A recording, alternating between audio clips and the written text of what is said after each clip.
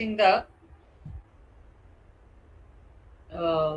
procedure of substitutory method of analysis, and we have taken a particular uh, problem means an example, and that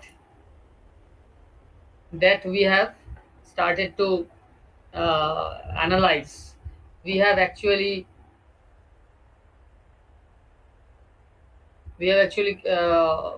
shown you that how the total load that will be acting over the slab can be converted to the equivalent triangular and trapezoidal load that will be acting over the uh, beam elements, the supporting beams. So let me show you those files again. Just a minute, I am sharing the screen and I will start the recording. Devoshmita Buddho has opened the attendance.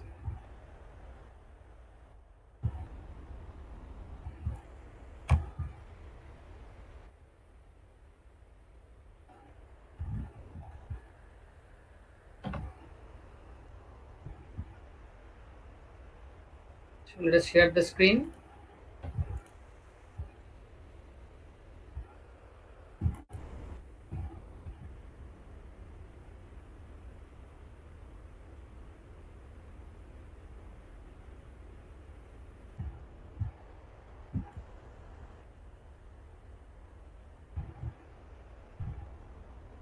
Okay, the screens are shared.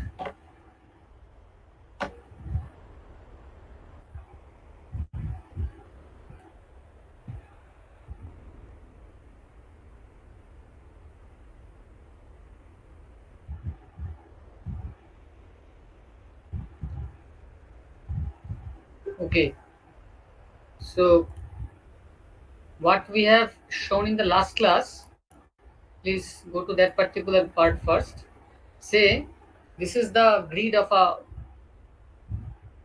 the beams of a particular building at a particular floor level. So these are the beams in the x directions: beam number 1, beam number 2, and beam number 3. And in the beam number A, beam number B, and beam number C, D, these are in the direction say Z. Now we are considering the XZ plane, that is the plan view. So if this is the panel 1, panel 2, panel 3, panel 4, like that, etc. So how the load from the slab that will be transferred to the supporting beam, that we have discussed in the last class. So we will consider the dimension of the slab panel. In this case it is 3 meter by 3 meter. In this case it is 3 meter by 4 meter. You know that the shorter span is termed as LX and the larger span is termed as LY. So in this case LX and LY are same, 3 meter. In this case LX is equal to 3 meter, LY is equal to 4 meter. In this case LX is equal to 3 meter, LY is equal to 4 meter, but it is in the opposite orientation. And this is a square panel, LX and LY both are same, and that is having the value 4 meter. So similarly, you can find out the LX and LY for this panel. Please try to uh, understand that there will be also the distribution from the slab, this particular slab panel, to the supporting beam, this one, etc. Similarly, from this slab panel, the load will be distributed here, etc. I have drawn the distribution of the slab load to the supporting beam for these 4 panels because our objective is to design the continuous beam B1, B2, B3. So this is the column location B1, this is the column location B2, and this is the column location B3. So B1, B2, B3, this particular beam we will analyze and design. And what are the loads that will come over the beam, that already we have discussed in the last class. So I am just showing you the actual calculation for the load calculation for the beam B1, B2, B3. Now here I have told you already in the last class that this is the distribution of the uh, slab load that will be transferred to the supporting beams. But other than the slab load, there will be the load caused by the weight of the brick masonry wall, and there will be self weight of the beam. So the self weight of the beam and the wall, if there is any brick masonry wall over this beam, then that will be acting over the beam in the form of uniformly distributed load. But when you will consider the load that is coming from the slab to the beam, then it will depend on the area of the slab or the portion of the slab from which the load will come to the beam. So as per the Codal guideline, actually this is given in another clause. I am just showing this one, just a minute. In IS 456, this is the diagram. This is the diagram. Okay, this is the load carried by the supporting beams. Are you getting this figure? This is the figure number 7, page number 41 of IS 456. So it is given there that if you consider a rectangular slab panel like this, okay, and if the beams are there along its four edges, then this is the shorter span and this is the longer span. So in that case, the distribution of the load will be this one. So this is the load in this shaded area to be carried by beam B.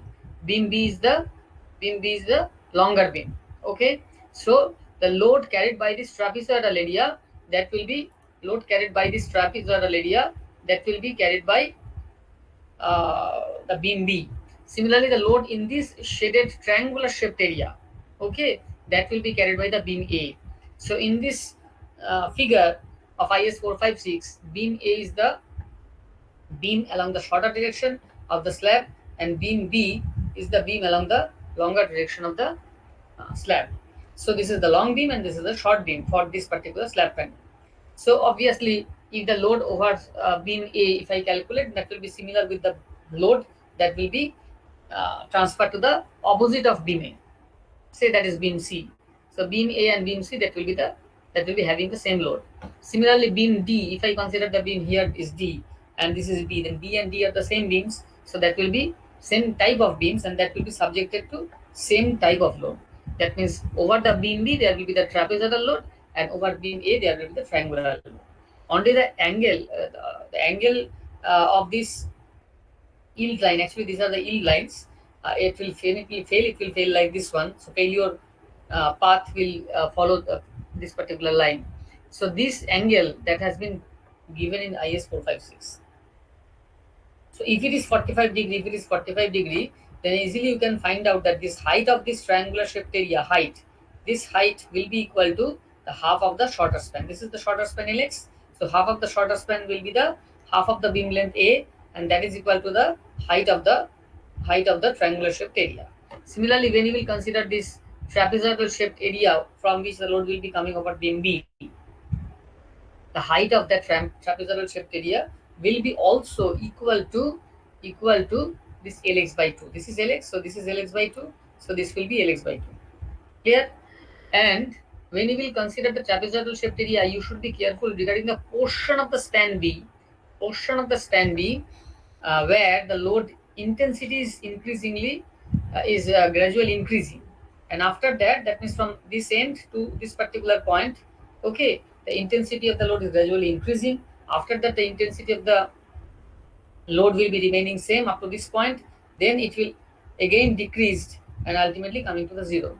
So you must know the portion of the span length. Please try to understand the portion of the span length. This is the portion within which the intensity of the load is gradually increasing or decreasing.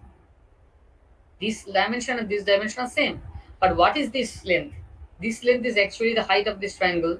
And height of the triangle means the half of the shorter span. So ultimately, for this load calculation, you will require the shorter span length at different steps. So if you know the shorter span length, then the triangular shaped loading area will have the height Lx by 2. Okay, when you will consider trapezoidal shaped loading diagram, then the height of the loaded area will be Lx by 2. And when you will think about the portion of the span length within which the load intensity is gradually increasing, that length is also Lx by 2. So considering that dimension, you may easily find out what will be the intensity of the load that will be acting over beam B, and what will be the intensity of the load that will be acting over beam A. So here we have done the similar kind of thing. That means this is the panel from which we are getting that one triangular shaped area from which the load will be coming over this beam. Similarly, in case of this rectangular slab panel, this will be the triangular shaped portion. This will be the triangular shaped portion. This is the rectangular shaped portion. So over beam B1, B2, from this triangular area, the load will come. Similarly here, in this case, it will be the trapezoidal area from which the load will come over B1, B2, and this height will be equal to the half of Lx by 2 of this span. So Lx is this one, so half of this one is this. So height you can easily find out. Similarly, this inclined portion, that means from this point to this point, here the intensity is gradually increasing from this to this. So this length will be also equal to Lx by 2. Anyway, so here you will get that this is a triangular shape loading, and the height of this area from which the load will come, that height will be equal to Lx means 4 meter by 2, that is 2 meter. So in this way you can find out the dimension of the area of the slab from which the load will come over the supporting beams. So our objective is to find out the what is the maximum moment, shear, etc. that will develop over this beam. So what we will follow, please try to understand. So here, probably I have discussed all these things in the last class, so I am not entering into the detail on this one. These are the given data, that is the cross section of the beam, cross section of the column, the slab thickness, and in your other part of the class, that means SNG sir has taken how to design the slab. There he has considered the load in a different way slightly. So he has calculated the weight of the floor finish, weight of the ceiling cluster separately. But if you calculate it, that will be near about 1 kN/meter square. You may follow that approach, there is no problem. If it is not exactly 1, say if it is 0.98 or say 1.23, etc., that exact value you should consider. An additional load over the slab, if it is given in the problem, then only you should consider. Otherwise, in the residential building, generally the partition walls are not movable. So for the exact or permanent location of the partition wall, you should calculate the additional load over that. And already you have done this one in your project problem. You have seen that the total weight of the wall that can be converted to the equivalent line load by multiplying 1.25 and the intensity of the load, if you can calculate, so that you will get. And the live load of the slab, that is also given parameter. Now, this is the load calculation. Okay. Now, load calculation part, you have seen that the total dead load over the slab, that we have considered as the weight of the slab, floor finish ceiling cluster, additional load. I have discussed this particular part, that can be calculated separately. Okay, that means floor finish and ceiling cluster can be calculated separately. This is the thickness of the slab, that is 125 millimeter. So 0.125 into 25 will be the weight of the slab per kilonewton, something kilonewton per meter square. This is 25 kilonewton per meter cube. This is 0.125 kilonewton per meter. This is 0.125 is the meter. This is kilonewton per meter cube. So ultimately it will be kilonewton per meter square. So if you consider 1 meter by 1 meter slab, then this will be the total dead load. This is for the floor finish ceiling cluster, and this is the additional load due to the partition wall, if there is any partition wall. And the total live load is given, so you need not calculate anything. This is the UDL over the slab. And intensity of the brick masonry wall over the beam, already I have told you that you have to calculate the weight, then you have to divide it over the entire length, and that will give you the UDL. So this is the 125 thick. So when you will complete the finishing, say the thickness is 135 or 40, etc. Height of the wall will be 3 meter floor to floor height, minus 0.4 is the beam depth. Already we have considered 300 by 400 beam. Then this is 20 is the unit weight of the brick masonry, and this is 0.8 is the solidity factor. I have discussed this one in the last class, so I am not entering into that particular part. So if you calculate it, it will give you one UDL. And the self weight of the beam, that is also an UDL. So it is simply 0.3 by 0.4 is the section, and 25 is the unit weight. So it will be something kilonewton per meter. So if you have any query regarding this particular part, obviously you may ask. Otherwise, what I am telling today, I don't know whether I have discussed this particular part in my earlier class. So let me tell you this one, that this is the beam. From this part there will be the triangular load over B1, B2, and then the trapezoidal load. So that we have drawn here. This is the triangular load from the left side of the slab, left side of the beam, and this is the trapezoidal load coming from the slab, which is located at the left side of the beam. So this is the B1, B2 portion, this is the B2, B3 portion. And omega 1 and omega 2 will be the UDL, which will be having the component weight of the brick masonry wall plus the self weight. And this is the portion of the load that will be coming from the right side or the other side of the beam. And in the right side, both are the triangular load. You can see in the diagram that this is the triangular area and this is another triangular area. The height is here 1.5 meter, here height is 2 meter, but there's a triangular area. So from this triangular area and this triangular area, the load will come over beam B1, B2 and B2, B3. So here we are getting that the load will come over the beam 1, B2 and B2, B3 as the triangular load, and the highest intensity is omega 5 and omega 6. Now here what we have considered that within this omega 3, omega 4, omega 5, omega 6, because these are the loads coming from the slab, and slab will be subjected to dead load as well as live load. So there will be the component of dead load and live load within this omega 3. That means omega 3D will be the dead load component of omega 3. Similarly, omega 4L say will be the live load component of omega 4, like that. So here that we have written that these loads acting over the spans of continuous beam, that is substitute frame, will have dead load component and live load component. That is omega 3 will be equal to omega 3D plus omega 3L and so on.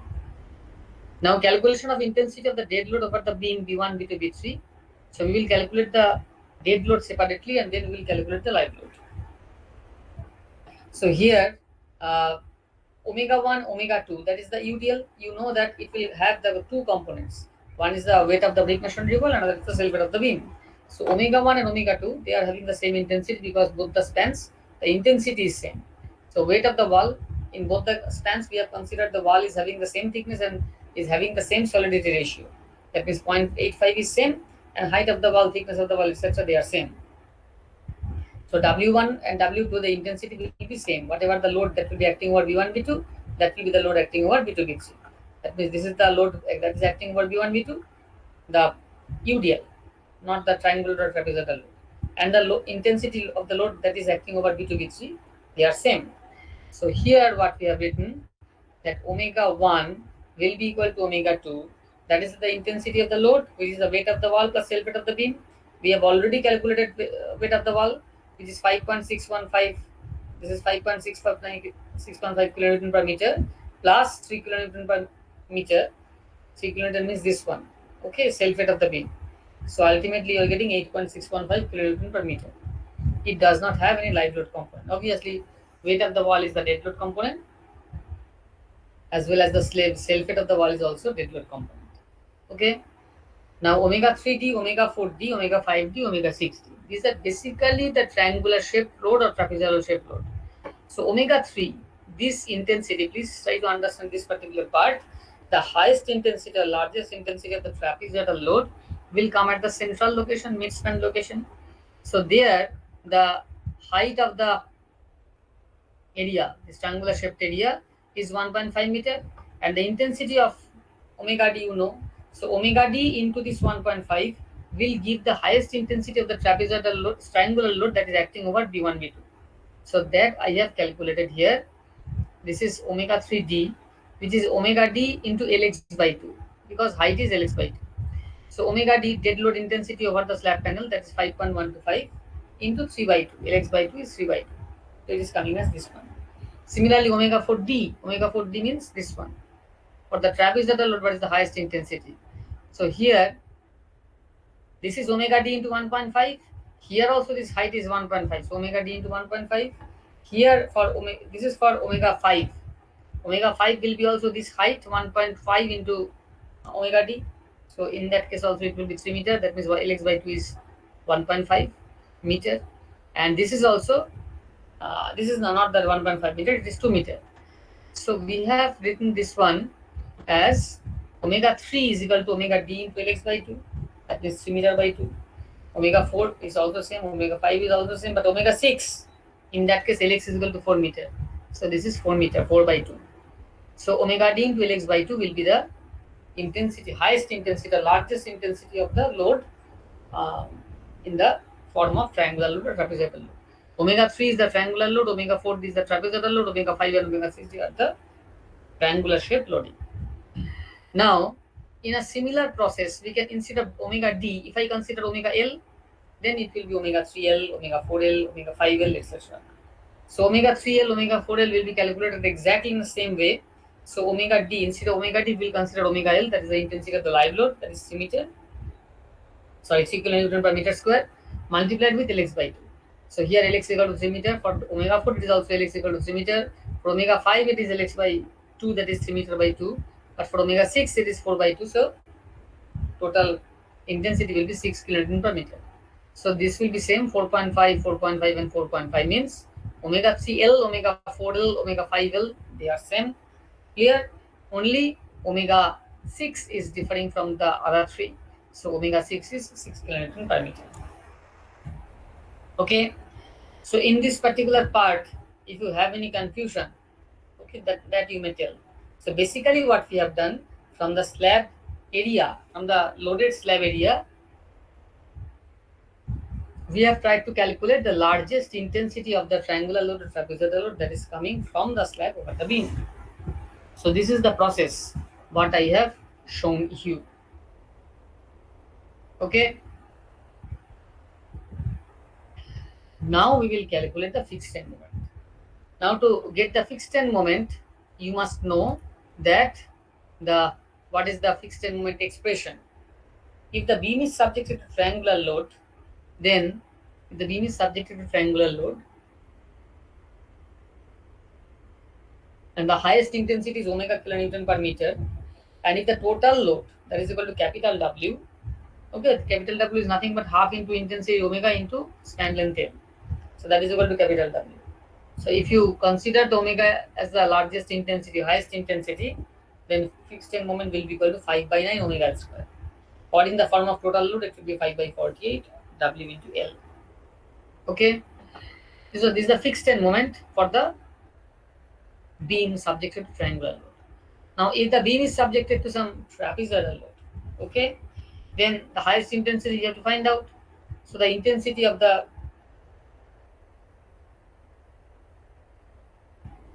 trapezoidal load, intensity of the trapezoidal load means the highest intensity. That is equal to this formula 1 by 2 alpha square plus alpha cube by 12 into omega L square. And obviously if you consider capital W, then omega into L will be capital W. So ultimately this will be 1 minus 2 alpha square plus alpha cube into 12 into 1 minus alpha into capital W.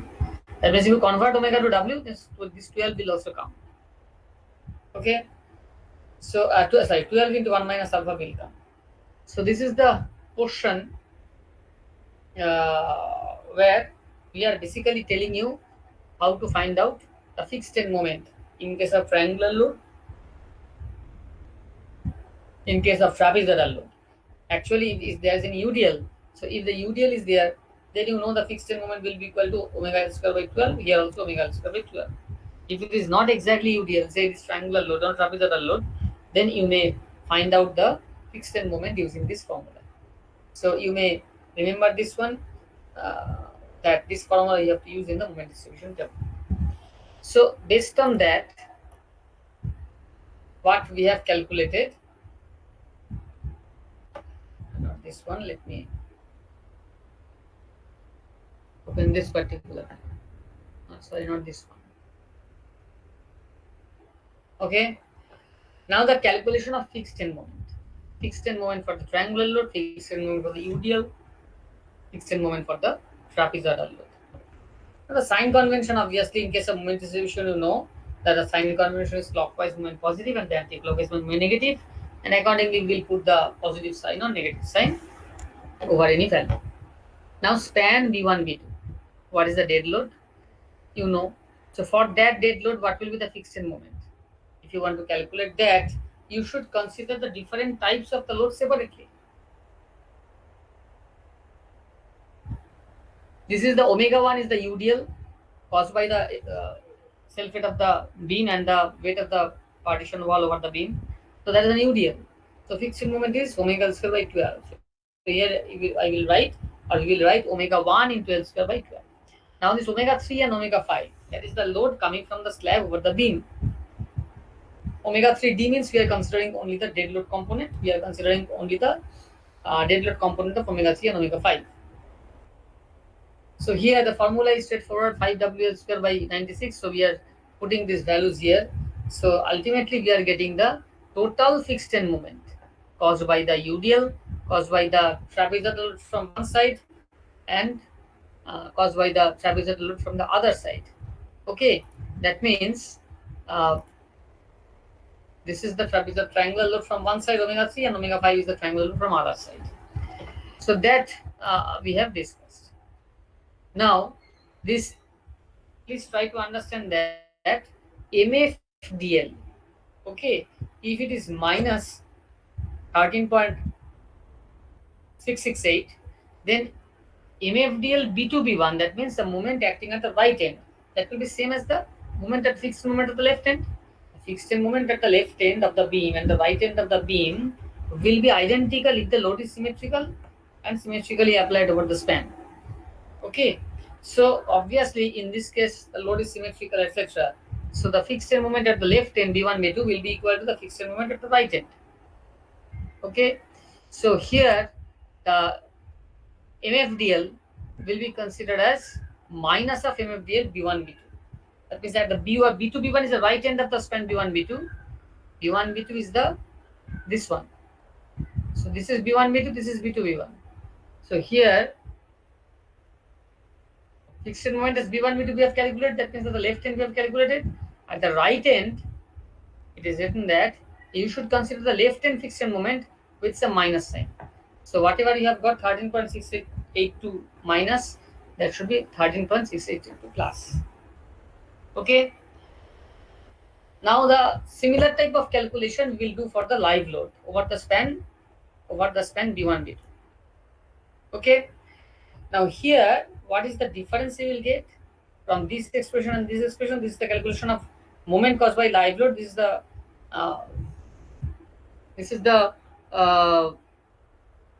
dead load. This is the dead load, and this is the B1 B2 span. And over B1 B2 span, we are calculating the dead load at the left end at the right end. So here this is for the dead load and this is for the live load. So in case of live load, W1 will not be there because W1 is the UDL caused by the brick masonry wall and the self weight. So corresponding live load component will be coming through omega 3 and omega 5. So this is omega 3 and this is omega 5. This is omega 3, this is omega 5. Over span B1 B2, the live load will also come from this triangular shaped area and this triangular shaped area. So that has been calculated separately. That means here 5 omega 3 L square by 96. Okay, but here it is omega 3 L. Similarly, this is omega 3 L. So instead of omega 5D and omega 3D and omega 5D, we have considered omega 3L and omega 5M. Okay, so if you put the value, we will get the value of the fixed end moment. Okay, so this is the fixed end moment you are getting at the left end, that means B1 B2 caused by the live load, and obviously at the right end same value will be there with opposite sign. Clear? Now we will consider the span B2 B3. B2 B3 means this one. Okay, so here B2 B3, we are considering this one for the dead load. Now here at the left side there will be the triangular load, but at the right side there will be the trapezoidal load. If I come back to the original figure, here it is the B2 B3 is this one. So here from this side this is the trapezoidal load, and from the right side it is the triangular load. So we have to calculate the fixed moment caused by trapezoidal load and triangular load. Now in case of trapezoidal load, already I have told you that alpha L, if you just see the formula what I have written here, FEM is equal to 1 minus 2 alpha fixed moment is equal to 1 minus 2 alpha square plus alpha cube divided by 12 into omega L square. Now what is alpha? This length is called alpha L. So alpha L is nothing but Lx by 2. Alpha L is nothing but Lx by 2. Please note it carefully. That alpha L is nothing but this alpha L. Okay, it is nothing but Lx by 2. So if you know alpha as Lx by 2, okay, this is a small Lx by 2. So alpha will be equal to small Lx divided by capital L divided by 2, twice L basically. So if you know alpha is equal to something, you may find out what is the value of alpha. So that alpha we have to substitute here to find out the fixed moment caused by the trapezoidal load. So here that has been done. Alpha we have calculated as 3 meter by 4 meter span, so 3 meter is the Lx, so Lx by 2 is 1.5 meter. Now alpha we can find out as 1.5 by 4. Okay, why 4? Because alpha will be equal to here alpha L is equal to this, so alpha will be equal to 1.5 by L. So 1.5 by L here is 4 meter, so 0.375. That's the beam length 4 meter. Okay, so 0.375. So this 0.375 alpha value we will use in this expression. We will use in this expression to find out the fixed end moment caused by the trapezoidal load. That expression I have given to you, 1 minus 2 alpha square plus alpha cube, etc. That divided by 12 into omega square. That formula we will use here. Okay. So this one is the 1 minus 2 alpha square plus alpha cube into omega 4d divided by L square by 12. Okay. And this one is this formula. This one. Okay. And from the right side, it is a triangular load. So what we have done, we have written from the right side, it is 5 omega into L square by 96. So it will be omega 6 d square d into L square by 96. So if I simplify this one, so ultimately the value is coming as minus 27.9361. So this is the fixed end moment at the left end. Obviously at the right end it will be similar but having the opposite sign. That means this one. Now for span B2, B3, we should consider the live load separately. So the formula for calculation of the fixed moment caused by the live load intensity is same. Okay, so instead of this omega 4d, and we are now considering omega 4l. Similarly here it is omega 5d. Omega 6d. We are considering omega 6l. So simply we have changed the intensity. Other parameters are same. So we can get the fixed end moment caused by the live load in the span B1, B2, B2, B3. So this is the moment at the left end and this is the moment at the right end. B3, B2 is the right end, B2, B3 is the left end. Okay. So these are the fixed end moment we have calculated in the span B2, B3.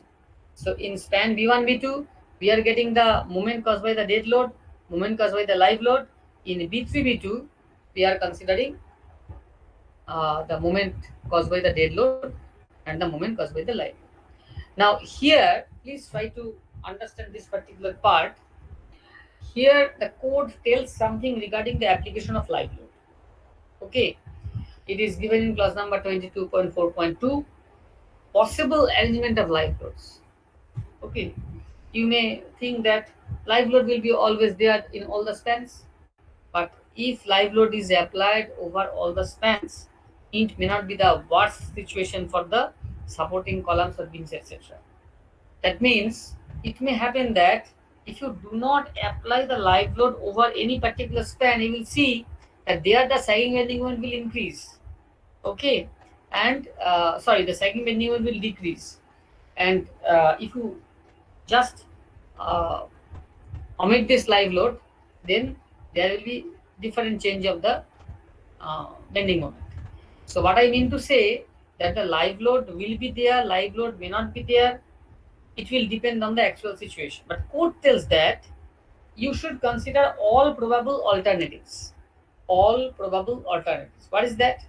It is given in table 1, case 1, case 2, case 3. Just try to understand that. Dead load for the beam, that cannot be omitted. That must be there. Okay, the beam you are analyzing or designing, there the dead load must be there. Dead load cannot be skipped or dead load cannot be omitted. So dead load must be there. Now in addition to the dead load, you can see that in the case 1, we have considered live load in both the spans. Okay, so in case 1, we are considering dead load plus live load here, and similarly here dead load plus live load. But in case 2, we are considering dead load plus live load over the left span, but there is only dead load in the right span. We are considering that the live load is not acting over the B2, B3 span. Similarly, case 3 means here in B1 and B2, this particular span, for this particular span, there is only the dead load. The live load is not there, and the live load is there in the span B2, B3. That means here. So live load will be there, but live load will be there in the span B2, B3, but in the span B1, B2, the live load will be there. Okay, so these are the different arrangements that code has suggested. If you want to get the exact codal clause, it is there.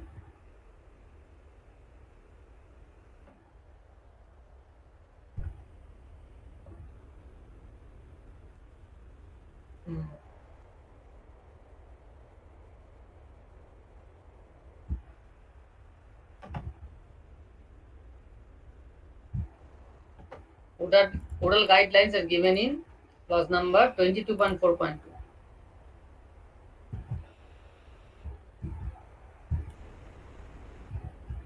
22.4.4.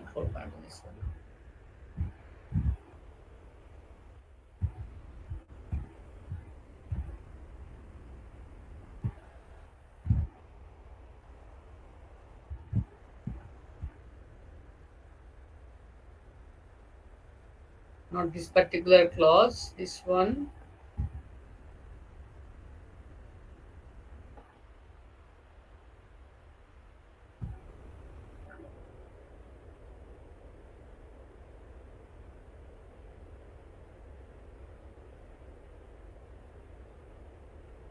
This is the deflection limit.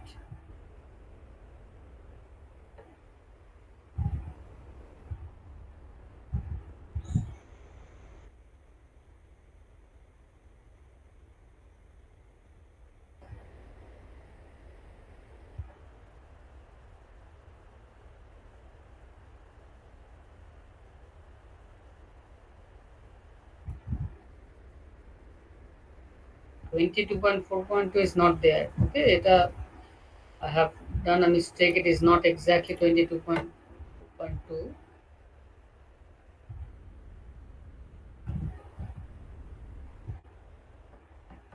Is there? Just a minute.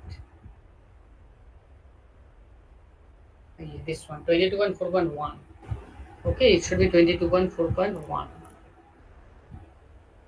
22.4.1. Okay. Now, actually, what is written there? Already, I have probably told you in the last class that the arrangement of the imposed load consideration may be limited to combinations of design dead load on all spans. Design dead load must be there on over all spans with full design imposed load on two adjacent spans. Okay, and design dead load on all spans with full design imposed load on alternate spans. So basically, dead load we are not talking about because dead load must be there, so we should not think about that.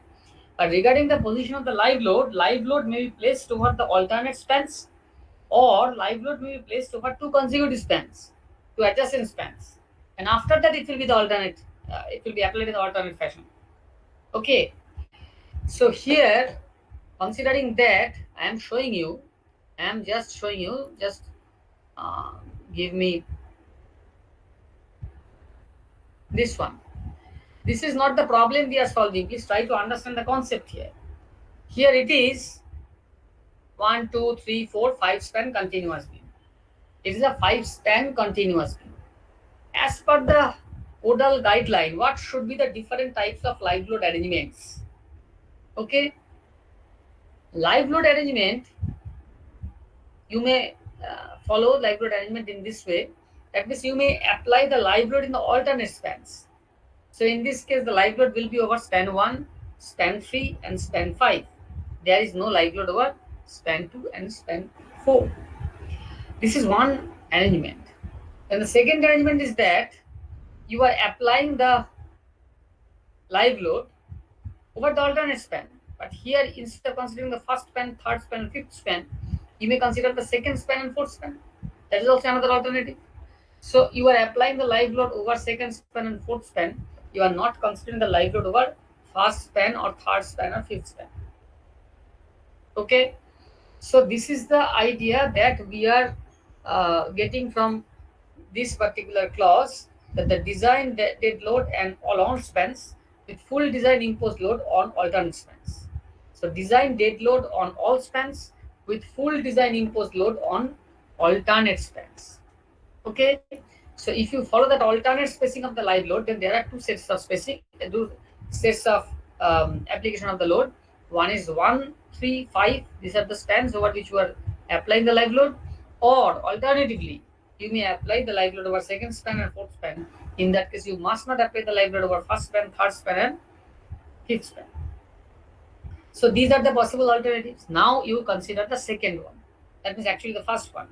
Design dead load on all spans with full design imposed load on two adjacent spans. So we have considered that the live loads are acting in the case 3. The live loads are acting over span number 1 and 2. Consecutive spans. So 1 and 2. So if the 2 span is subjected to live load, then over third span there must not be any live load. Then obviously in the fourth span there should be live load, and the fifth span there should not be any live load. Okay? It is clear?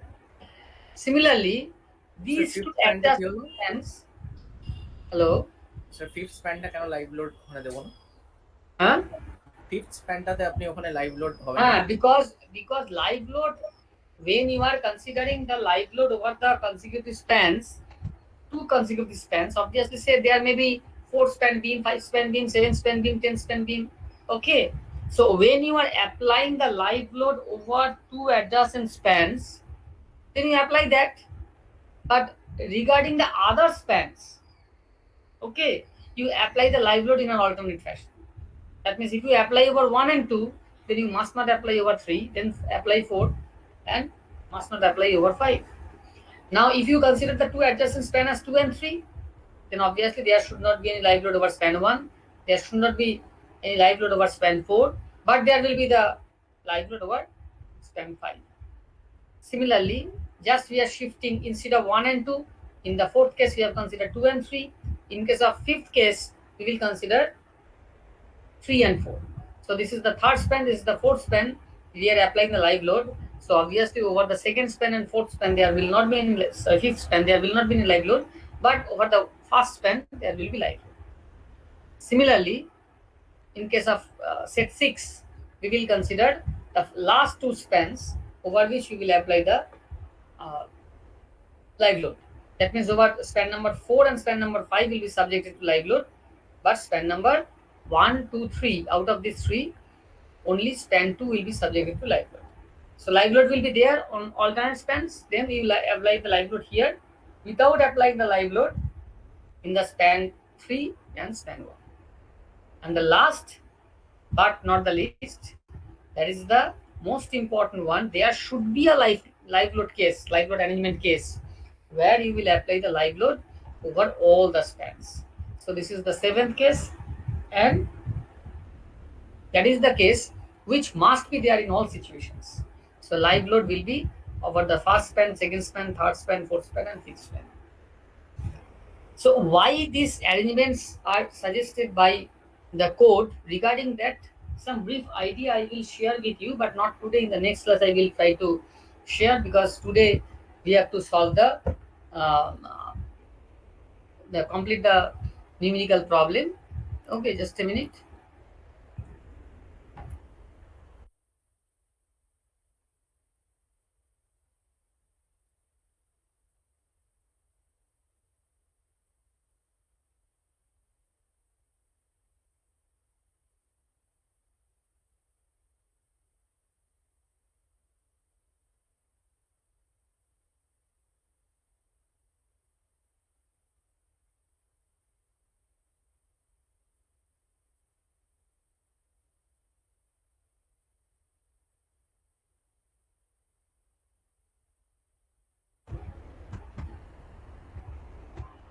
So this is the clause that we are following in this case. But as we are presently solving a two-span continuous beam, so for the two-span continuous beam, so many alternatives will not be there. Okay, there will be only 3 alternatives. The first alternative is that you are applying the live load over the two consecutive spans. That means over all the spans basically. Then the case 2, where you are applying the live load over span B1, B2, but not applying over span B2, B3. And case 3, where we are applying the live load over span B2, B3, but not applying over span B1, B2. So these 3 will be the maximum number of combinations. Combination, what I should not say. It is the different arrangements of the live load. Okay, we are combining the dead load and live load. We are applying the dead load and live load, but we should apply it in this arrangement. Okay, just a minute.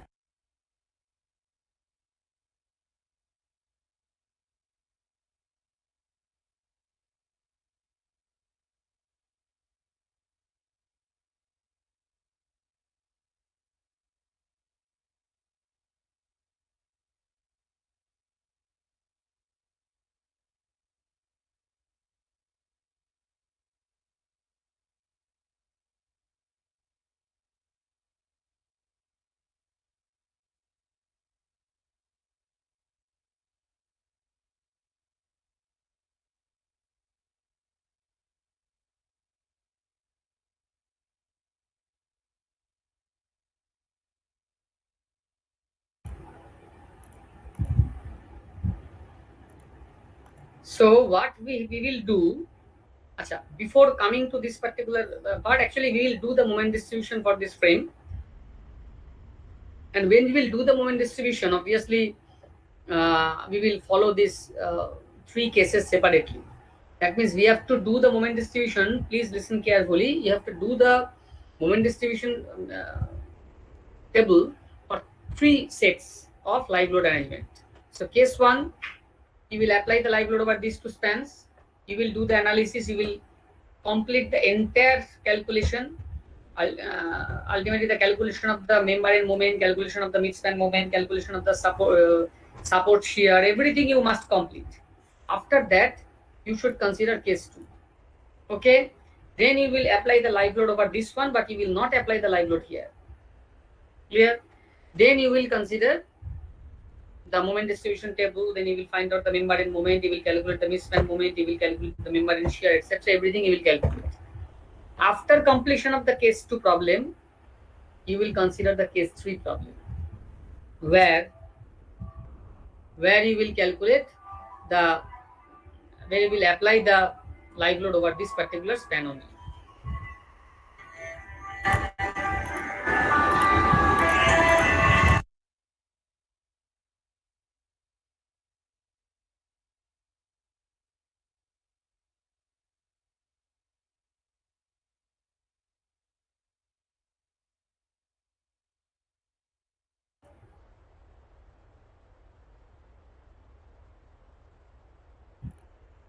Okay, now before calculation, going to the part of the moment distribution table, etc., we have to calculate the distribution factor, you know.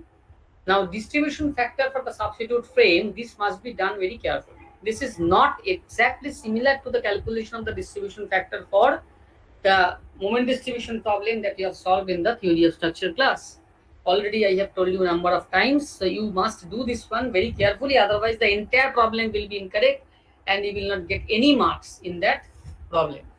Okay, so whenever you will do the substitute frame analysis, this is nothing but the continuous beam analysis, where the contribution of the stiffness factor for the columns are taken into account in the calculation of the distribution factor. So here what we have done, I have written this one in this way just to make you understand, or you may keep this one in your mind. The distribution factor for a member end of a beam column joint is the stiffness factor for that member end divided by the sum of the stiffness factors of all beams and all column members connected to that particular joint.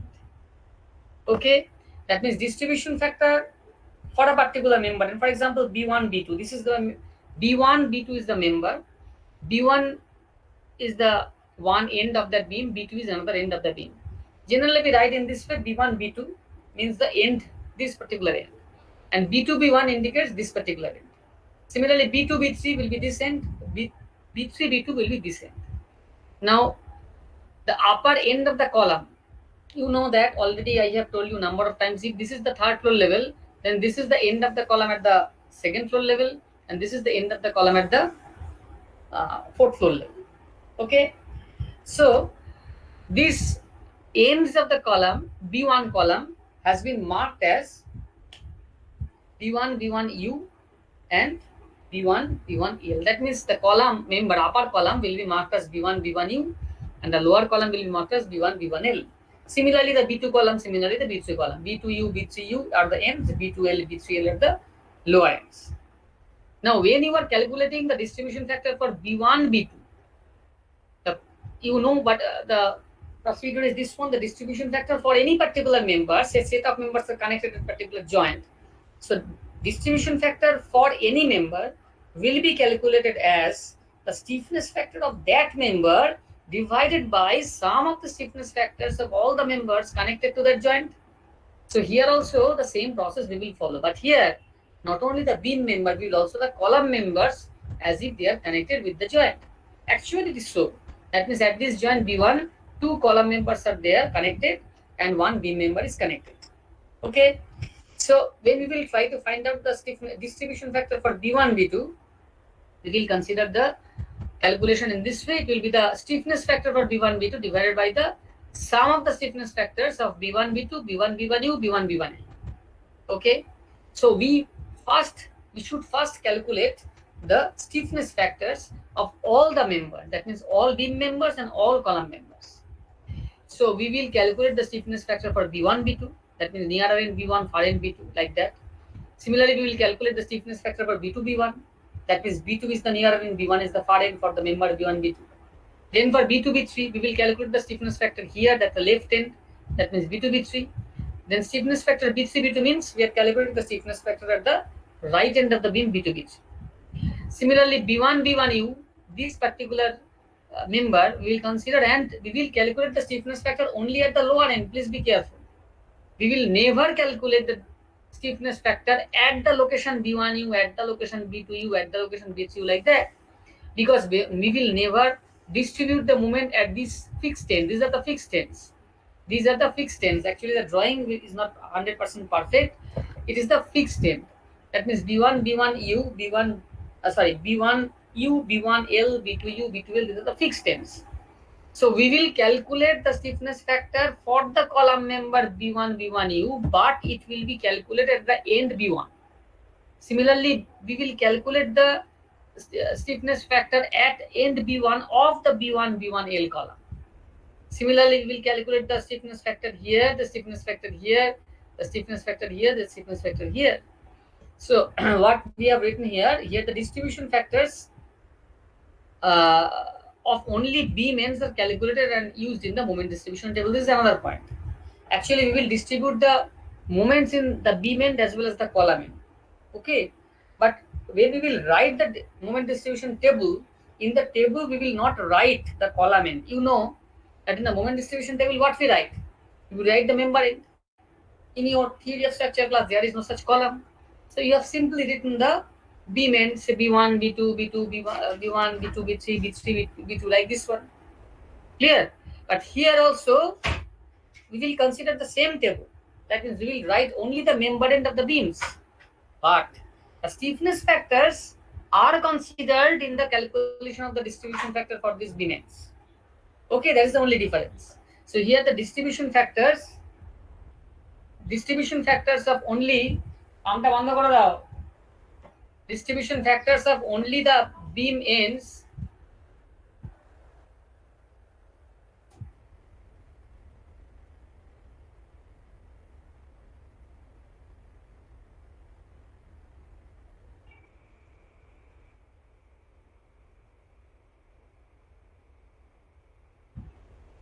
the distribution factor for only the beam ends are calculated and used in the moment distribution table. So what calculation I have written here, just I am sharing this particular part with you. It is very much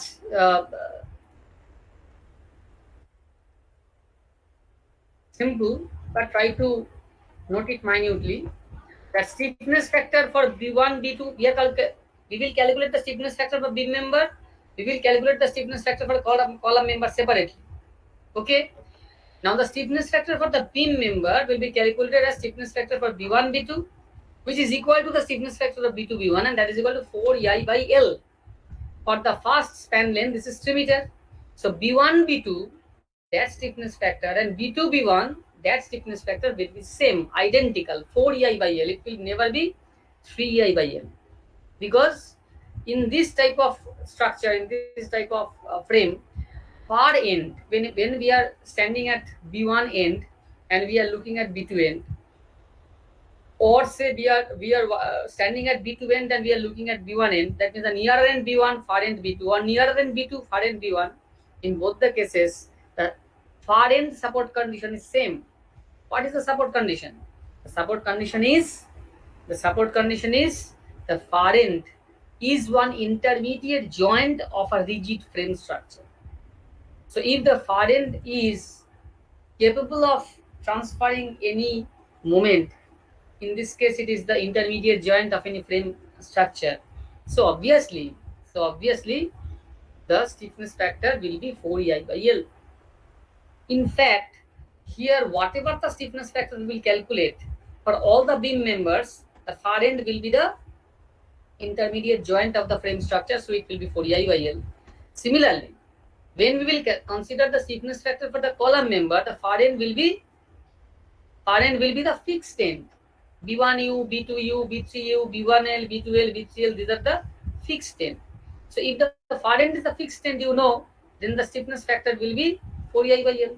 So in this type of problem, for all members, for all beam and column members, as the far end is either fixed end or it is the intermediate joint of the frame structure, rigid jointed frame structure, so stiffness factor in all cases will be 4EI/L.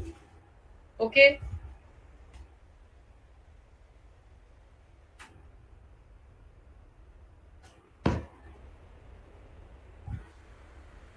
So following that idea, what we are doing, so beam size and column size we have assumed.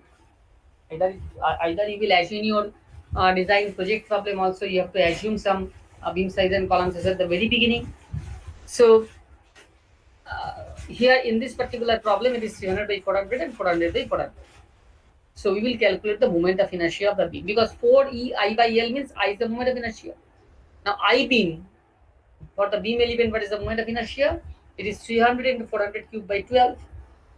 Okay, it is 1.69 to 10 to the power 9 millimeter to the power 4. Similarly, for the column size, we have calculated the I column, that is 400 into 400 cube by 12, so 2.13 10 to the power 9 millimeter to the power 4. Now the stiffness factor for the beam member will be stiffness factor for B1, B2 and B2, B1, that will be 4EI/L. So for B1, B2, B2, B1 means the span length is 3 meter. So it will be 4EI/3000. So it will be this one. Similarly, stiffness factor for B2, B3 and B3, B2, that will be also 4EI/L, but the L is 4 meter here, B2, B3 is 4 meter. So for stiffness factor B2, B3, which will be equal to the stiffness factor for B3, B2, that is equal to 4EI/L, that means this one. Now the stiffness factor for all column members, they are same in this particular problem. That cannot be same. For example, say the cross-sectional size of this particular external columns are different from the cross-sectional size of the internal columns. So in that case, obviously, the stiffness factor for the external columns will not be same with the stiffness of the internal columns. Or say the column heights are not same. If it is so, in that case, the stiffness factor may vary. But in our problem, all the columns are of same height, number one. Secondly, all the columns are having the same cross-sectional dimension, that means 400 by 400 millimeter. So it will have the same support condition. So for all the column members, these are all 6 column members, B1, B1U, B1, B1L, B2, B2U, like that. So for all 6 columns, it will 4EI/L. Here, please be careful. Instead of I beam, now we are considering I column, because these are the column members. So 4EI column divided by floor to floor, it is 3 meter. So for each column length will be 3 meter. That means this is 3 meter, this is also 3 meter. So we are calculating the stiffness factor for the column member in this way. This is the stiffness factor for each column member. Okay. Now when we will calculate the distribution factor for the beam member, what we have written, try to understand, try to keep it in your mind, this particular diagram. This is B1, this is B2, this is B3. So when we are trying to calculate the distribution factor for this beam end, B1, B2, we will consider the stiffness factor for B1, B2, stiffness factor for B1, B1U, and stiffness factor for B1, B1L. So that we have written that the distribution factor for beam member B1, B2 will be the stiffness factor for B1, B2 member. Okay, that divided by the stiffness factor for B1, B2 plus stiffness factor for B1, B1U plus stiffness factor for B1, B1L. Okay, so these stiffness factor B1, B2 already we have calculated. This is this one divided by the same one plus, as the stiffness factor for both the column members are same, so that multiplied by 2 into 2844 something etc. that we have calculated here. So that will be the twice of that will be the sum of the stiffness factors of two column members. Sum of the stiffness factors of two column members. Okay. So this is coming as 0.2727. Okay. So this particular calculation, if you have any query, you may ask. There should not be any confusion. Okay. Still, I am telling with reference to another joint. For example, say B2, B1. So when you are considering the B main B2, B1, you will consider the stiffness factor of B2, B1. You will consider of B2, B3. You will consider the stiffness factor for B2, B2U, and you will consider the stiffness factor of B2, B2L, B2, B2U, and B2, B2L. Okay, so you will consider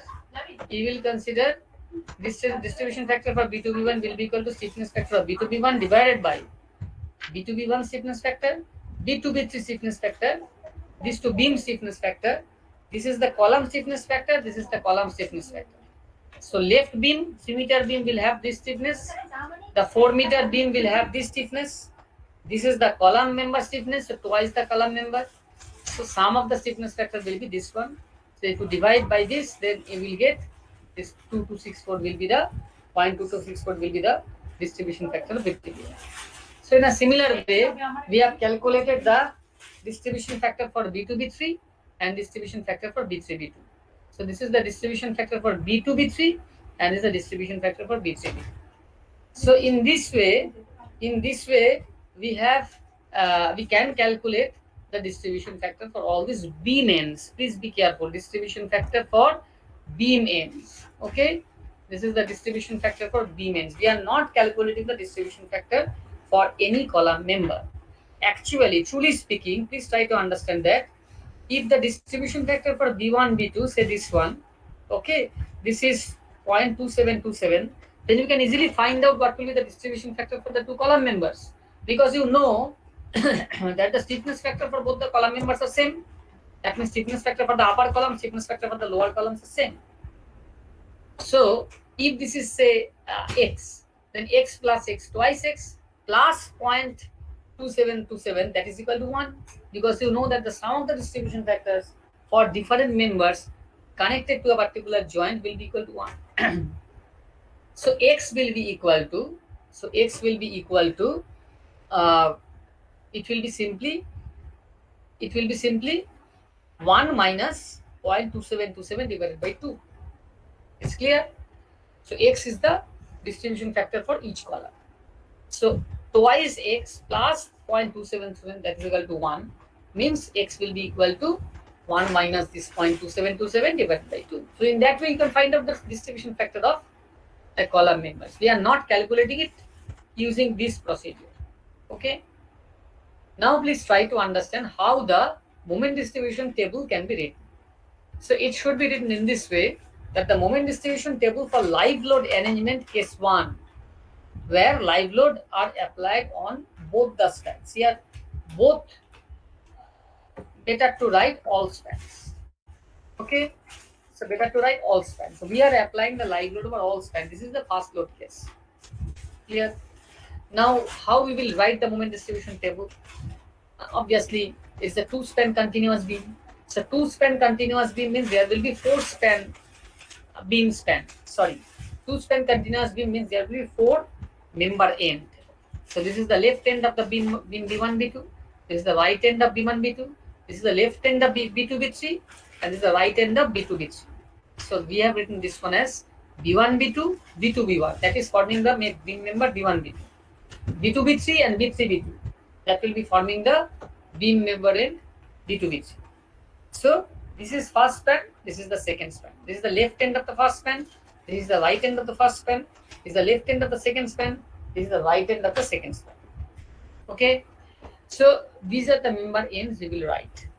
After that, we will write the distribution factor. Already we have calculated that. one by one. Now, please write the fixed end moment in this way. That means the fixed end moment caused by the dead load, we will write first. It will be there, and in all table means in case 1, case 2, case 3, this row will be same. This row will be same. There is no change because dead load must be there, and we have calculated the fixed end moment caused by the dead load. So that must be written in this column, in this row, and there will be no change from load case to load case. Clear? Load arrangement case to load arrangement case. Now, the live load row, that means the fixed end moment due to live load. This is the fixed end moment due to live load. That should be written very carefully. In this case, the live load is acting over all spans, means you are calculating the fixed end moments caused by the live load over this span, as well as the fixed end moment caused by the live load over this span. So you have to apply the live load. In this case, you are applying the live load over both the spans. So you have considered the fixed end moment caused by the live load in both the spans. So simply we will now add the fixed end moment caused by the dead load and the fixed end moment caused by the live load. So these two are the fixed end moment coming from dead load and live load. If you add, this will be coming like this. Similarly, all other cases. So these are the total fixed end moment coming under live load arrangement case 1. Okay, obviously this particular part will vary from case 1 to case 2 to case 3, etc. Okay, now the balancing moment, how to find out the balancing moment? You know, with reference to your problem that you have solved in the theory of structure class, here almost the same thing, actually the same thing, but it will be written in a different way. Here 4.2122 minus, that is the net fixed end moment or net restraining moment, you may say. So the net balancing moment will be plus 4.2188.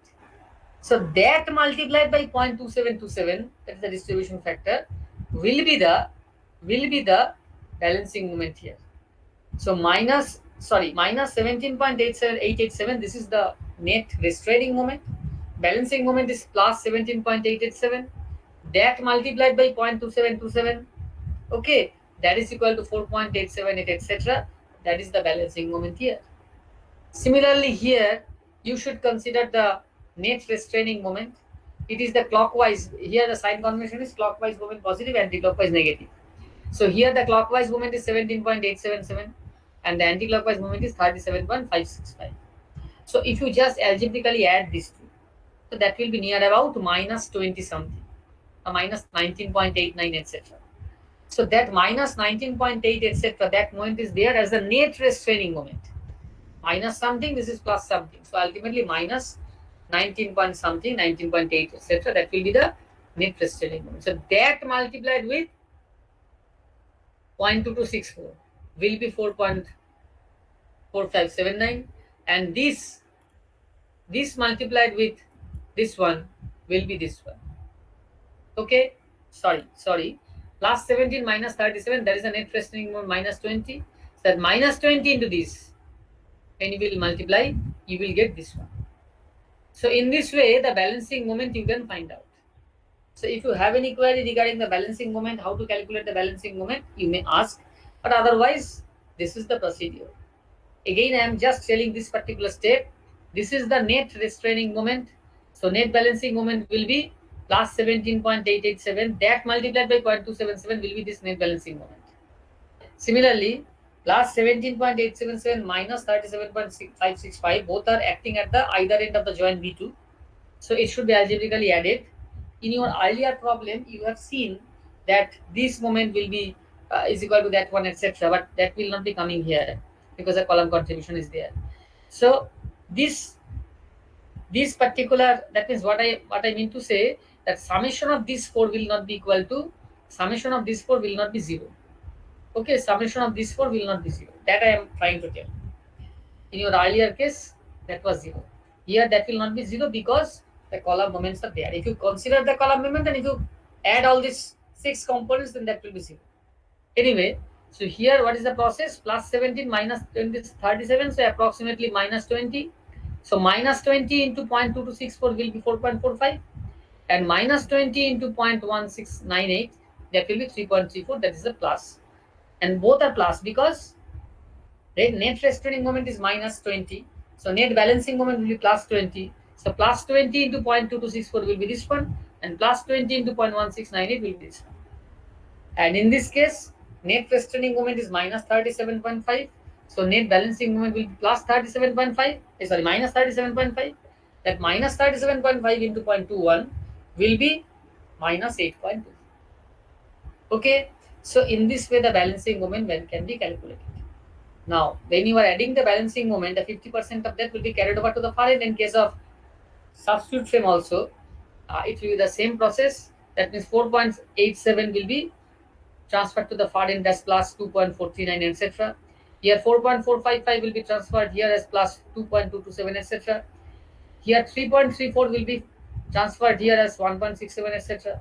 Here minus 8.24 will be transferred here as minus 4.12, etc. So these are the carryover moment we are getting, which is again disturbing the balancing stage. So now it is not in equilibrium. So again we have to bring the joint is in equilibrium. So what we will do? We will again calculate the net restraining moment and we will balance it. So here, just in short, I am telling this is the net restraining moment minus something which will be the net balancing moment, that multiplied with 0.727 will be this particular balancing moment. Sir? Similarly here, hello.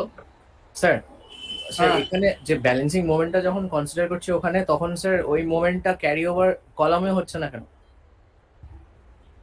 এই তো 4.455 that is coming here 2.27 sir এটা তো পুরোটাই sir বিম B1 B2 ধরে নিচ্ছে sir, এটা তো কলামেও transfer হবে না? হ্যাঁ, obviously column. Actually I have considered this one as a column. Obviously, actually, please try to understand. For example, let us consider this particular step. Okay, please try to listen very carefully. This is, for example, let us start with this one. Minus 17.887 is the net restraining moment. Initially in the column there is no moment. Okay, the fixed end moment is coming in this particular end, there is no fixed end moment in the column. Why? Because we have not applied any transverse load over the column. That I have told at the very beginning.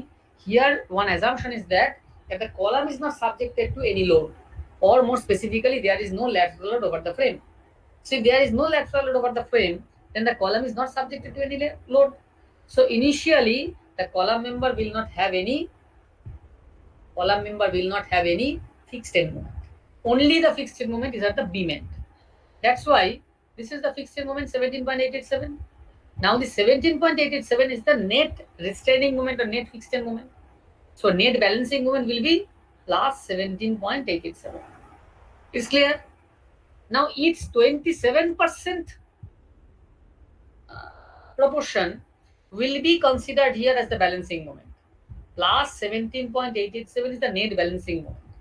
Its 27% will be added in the beam end as 4.878, etc. The remaining 73% is there. Okay, and that remaining 73% means almost 36 point something percent will be in the upper column and 36.5% will be in the lower column. So that I have not written here, but that will be coming as a balancing moment in this column and in this column. Okay, it is clear? Here we have considered the net restraining moment, we have considered the net balancing moment out of these three, because there is no fixed moment, only the fixed moment is here. So that net balancing moment we have written for this beam end only, but I have not written for this column end or this column end. Why? Because we know that will be there. Ultimately at the end of the calculation we will calculate that. So whatever the ultimate moment, that for example say at the end of the moment distribution table we are getting that 11.2053 is the net member end moment coming at this member end. Okay, so what is the value? Say 11.2 minus 11.2. Okay, minus 11.2 moment is there, means this joint must be in equilibrium. Sum of the upper column moment, sum of the lower column moment, and sum of the beam end moment must be equal to 0. So if it is 11.2 minus, then sum of the B1 moment and B1 moment will be equal to plus 11.2. Okay, so if it is plus 11.2, the sum of these two moments, then plus 5.6 will be in the upper column. That means B1 moment is 5.6 plus, and B1L will be the 5.6 plus. So ultimately, we will finally calculate what is the column n moment. We will finally calculate the column n moment, and the column n moment can be calculated directly from the final member n moment, because there is no other sources of the moment, okay, over the column. The column is not subjected to any load. You may ask, you may say that the column, why column is being bent? Column is being bent because the beam is bending, and as the beam is bending and the beam and column are connected with the rigid joint, okay, so when the beam will bend, obviously the rigid joint will bend or rotate, and if the rigid joint rotates, then obviously the column connected with that joint will rotate. Due to that reason, only due to that reason, there will be the bending moment in the column. Column may bend due to two different reasons. Either the column is subjected to some transverse load, if there is a lateral load, for example, wind load, seismic load, that will be directly acting over the column. So due to that effect, the column may bend. Otherwise, there is no load over the column, but the column and beam are rigidly connected. So if the beams are subjected to some transverse load due to which the beam members are being bent, that means the rigid ends of the beams that will also bend or rotate. So when the rigid joint will rotate, that means this joint when will rotate or this joint will rotate, then the connected column will also rotate, which is basically the bending of the column. So bending of the column is created by the bending of the beams. So if we can find out what is the net accumulated moment at this beam end, then easily we can find out what will be the column member end moment here and here. Okay, so if the beam end moment is minus 11.2, the summation of the column end moments will be plus 11.2. As the stiffness factors are same for both the columns, so it will be 5.6 for the plus 5.6 for the upper column and plus 5.6 for the lower column. Similarly, in this case, what is the net moment we are getting?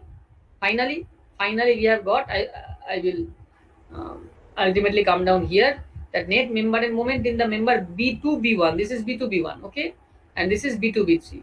So in the B2 B1 it is 24.9, say 25, okay, and it is say minus 38. So 25 and 38. So here it is clockwise 25 and here it is anti-clockwise 38. So what is the net value? Summing up these two, what you will get? 25 and 38, so it will be 13. So if you just sum up these two, it will be minus 13. So if it is minus 13, summing up this and this, it is minus 13 means sum of the column moments will be plus 13.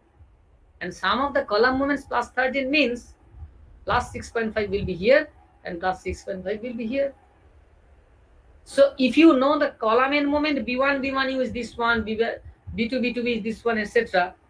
Okay, then what will be the moment accumulated at B1U, B2U, B3, that also can be calculated, because the moment accumulated at this column end, okay, if you know 50% of that will be carried over B1U to the support, opposite support. So if the column end moment here it is 6.5, okay, obviously at the B2U at this fixed end, the moment will be 3.25. So that can be calculated finally after completion of the moment distribution part. So that's why, as that can be written in every step, but it will, in that case, the table will be too large, too lengthy. So instead of doing that, let us distribute the moment in the beam ends only. And also there is another point, that as the far end is the fixed end, here the far end is the fixed end. This is also an important reason you must remember, that as the far ends are the fixed ends, so there is no scope of moment distribution at this ends. Am I correct? You will calculate the distribution factor, you will do the moment distribution only at those joints where there is a chances of rotation. If the end is such that there is no chances of rotation, then you need not calculate the distribution factor there, because you will not be able to distribute the moment there. The support is a fixed support, b1 b1u b2 b2 etc. These are the fixed supports, so there is no chance of rotation of the supports, so you need not do the moment distribution there. So if the support, for example, say if the b1 b1u is another intermediate joint, then obviously you will do this one in your when you will apply the moment distribution table in the analysis of the portal frame.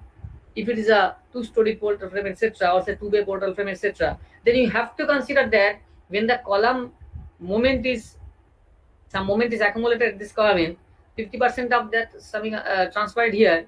When you will distribute the moment here, then again you will add some balancing moment here.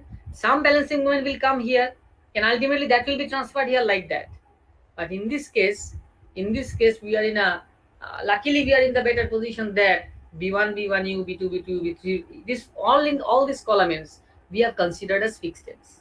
That is the assumption of the uh, what should I say, the substitute frame method, that the end of the substitute frame, that is the end of the columns of the substitute frame, they are considered as fixed. So there is no question of transferring the moment from b1 b1u to b1, or from b2 b2u to b2, or say from b3l to b3. That particular transfer of moment is not possible here. So simply the moment will be transferred from b1 to b1u, or b1 to b1l, b2 to b2u, b2 to b2ul, etc. Okay, so one way transfer of the moments. That's why we will not write the column moments in this moment distribution table. If you think you may write for your rough copy, you may do that, and you will see no moment will come from the column to beam. Only the moment will be transferred from beam to the column.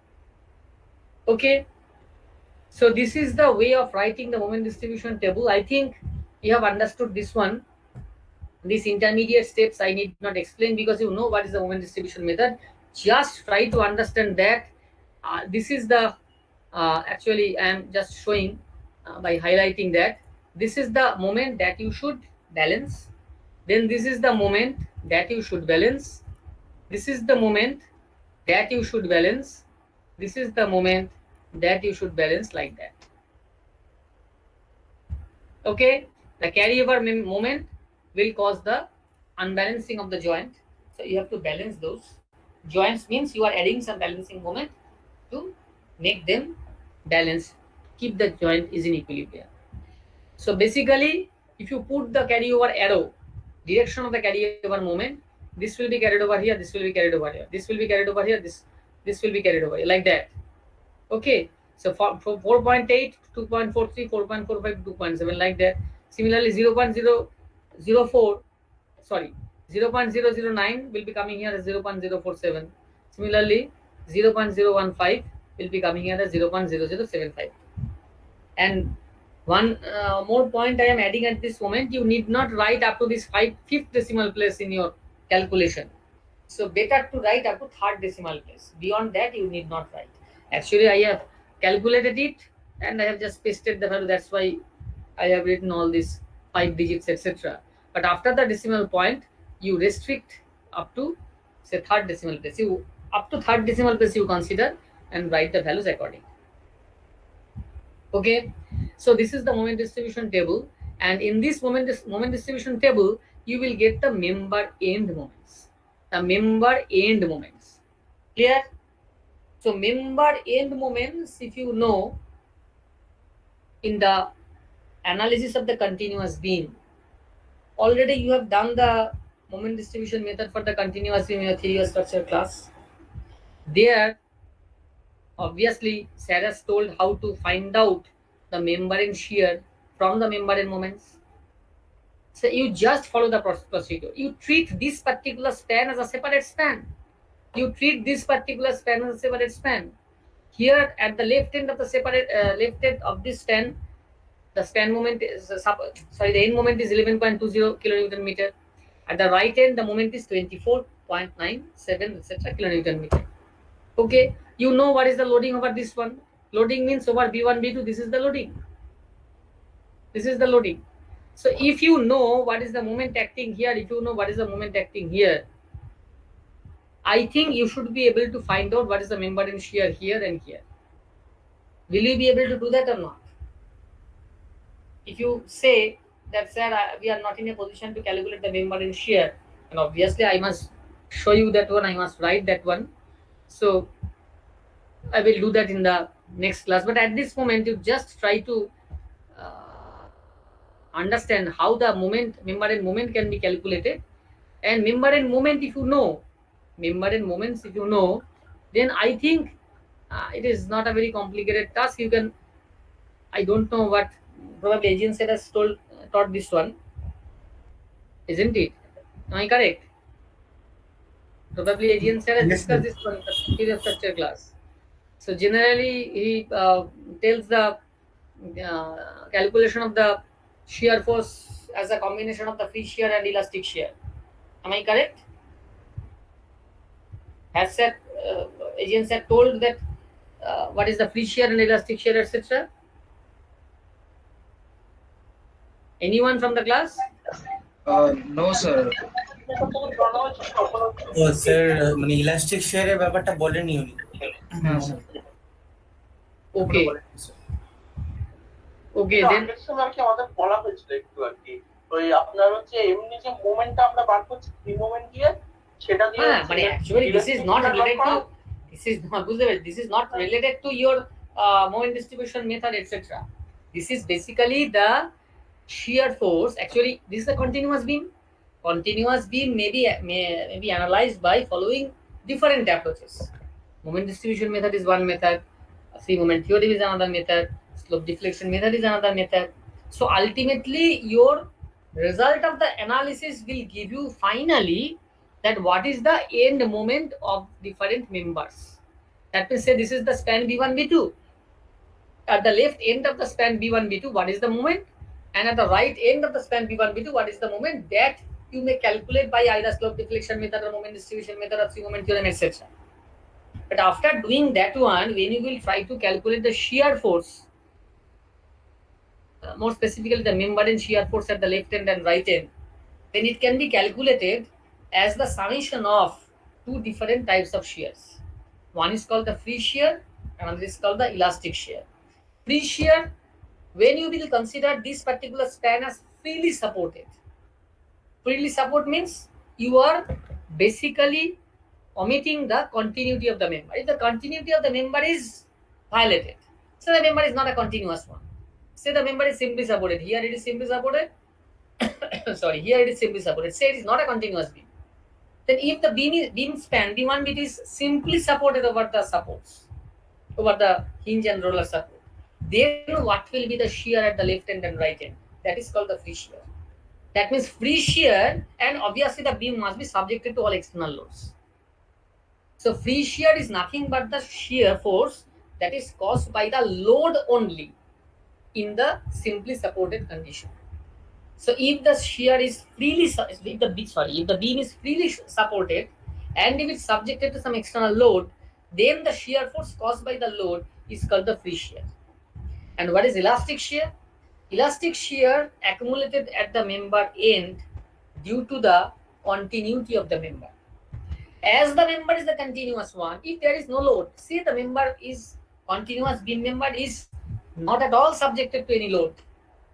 Say one support is inlet. In that case, the beam will bend. There may be a settlement, there may be a rotation of the fixed support, due to which the beam will rotate, beam will bend.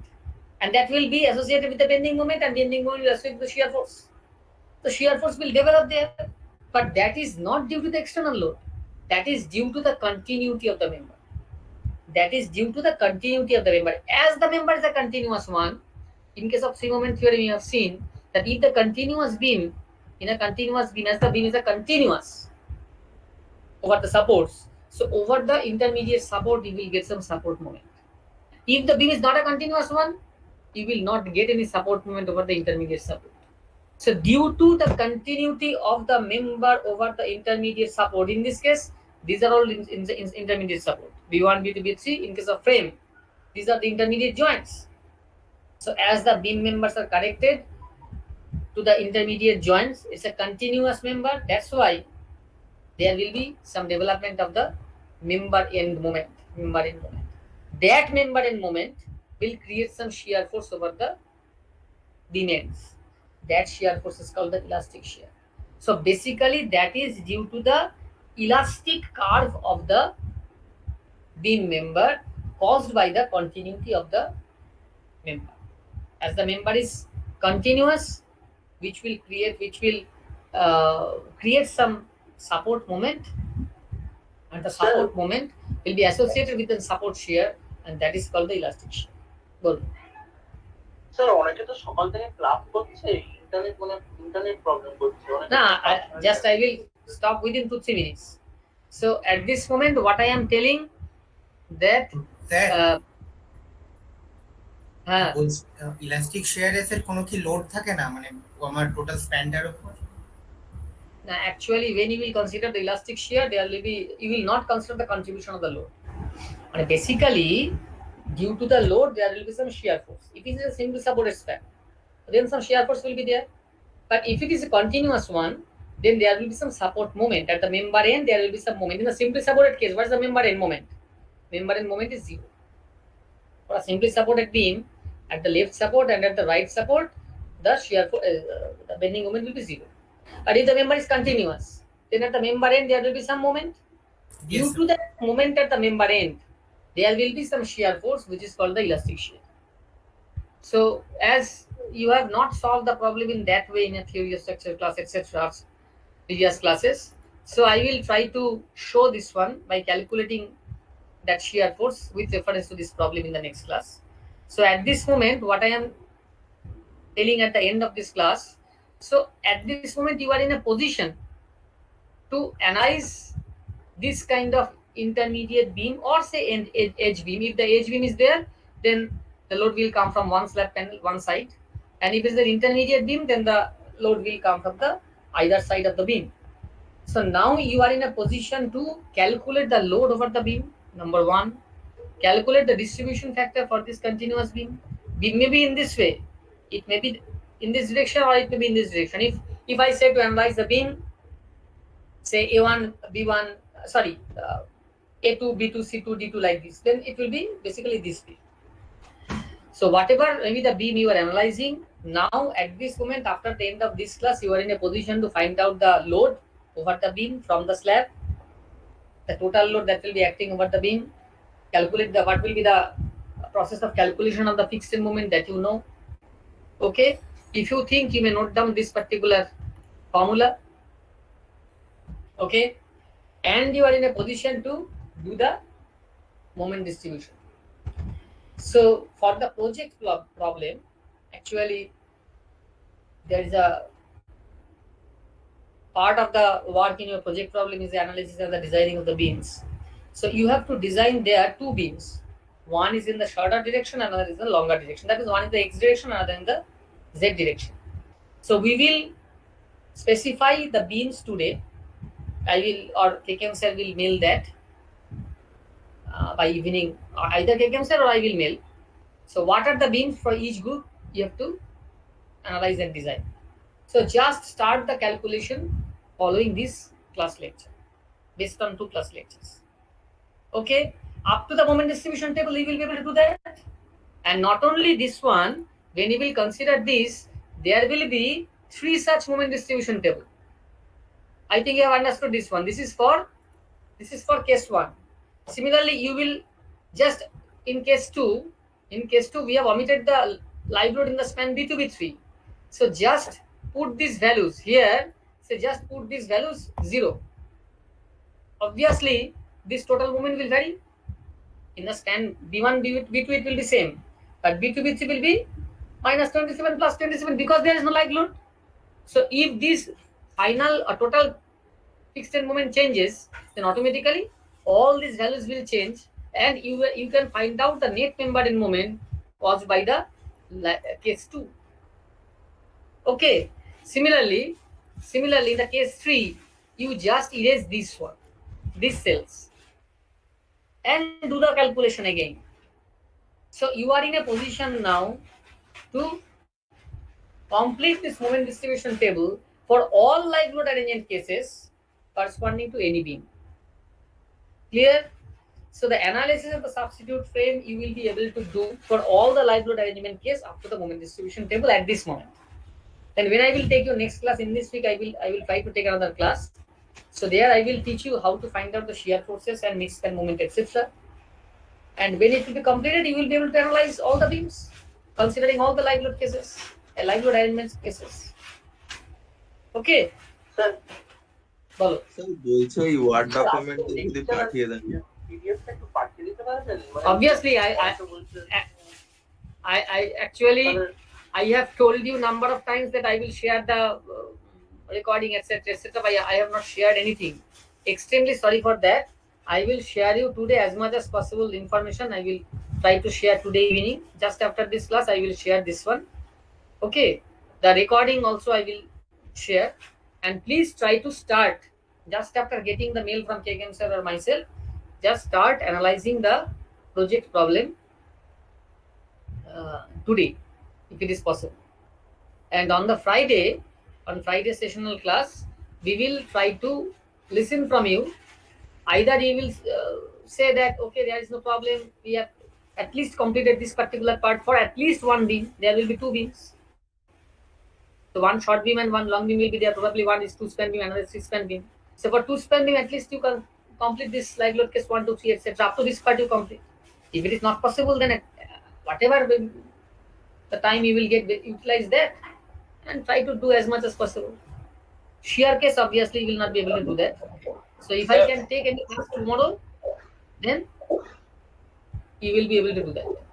Sir, at the staircase portion, sir, Okay, let me stop the recording. Unnecessarily, it will be lengthy.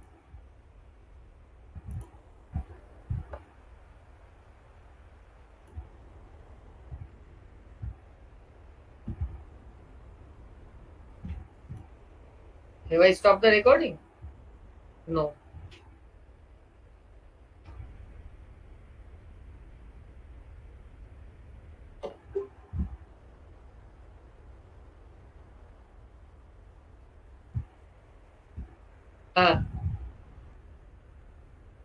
Hello.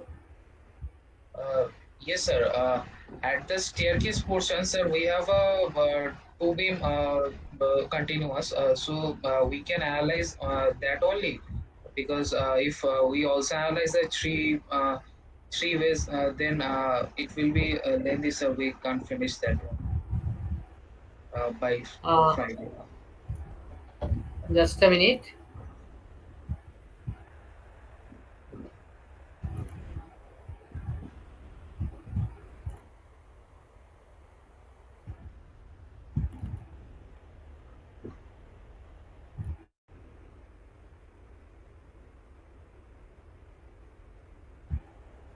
Which group you are in? Sir, group 4, sir. Yes, sir. Sir, the living come dining room, answer the kitchen portion, that beam, sir. In the lower side, yes, sir. In the lower side, sir. Yes, sir. There is a two beam. Yes, sir. Yes, sir. That one, sir. This is the single span beam. Single span, sir. Sir, above that, sir, there is a all are three beams. So we have analyzed only one section. That I Regarding that, which beam you will design, regarding that particular issue, we will send you a mail just by today evening. Either KKM sir will mail you or I will mail. Okay, sir.